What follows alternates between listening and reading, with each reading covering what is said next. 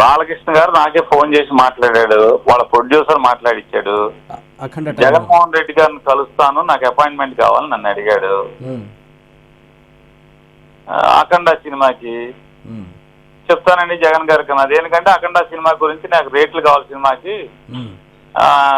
Cinema దాని పేరు ఏంటండి, బెనిఫిట్ షోలు వేసుకుంటాం, ఆ షోలు వేసుకుంటాం ఏం చెప్పి ఆయన అడిగాడు. నేను జగన్ గారితో మాట్లాడాను, ఇట్లా బాలకృష్ణ గారు వస్తానంటున్నాడని. ఎందుకని ఆయనకి ఏమైనా పని కావాలంటే నా దగ్గరకు వచ్చేది ఏమంటుంది, ఆయనకి ఏం కావాలంటే చేసి పెట్టే అని చెప్పారు. అలా ప్రొడ్యూసర్ వచ్చారు, ఆయన పేరు రెడ్డి గారు, మిరియాల అరవింద్ రెడ్డి ఏదో ఉందండి ఆయన పేరు. ఆయన నూజివీడు ఎమ్మెల్యే గారు cinema theatre owner. Nuzvid MLA గారు రిఫరెన్స్ తో ఆయనతో ఫోన్లో మాట్లాడి నా దగ్గరికి వచ్చారు నా అపాయింట్మెంట్ తీసుకుని. ఆయనే వచ్చి మాకు ఇలా కావాలన్నాడు. సరే అలాగా అని చెప్పని జాయింట్ కలెక్టర్స్ అందరికీ చెప్పాను నేను.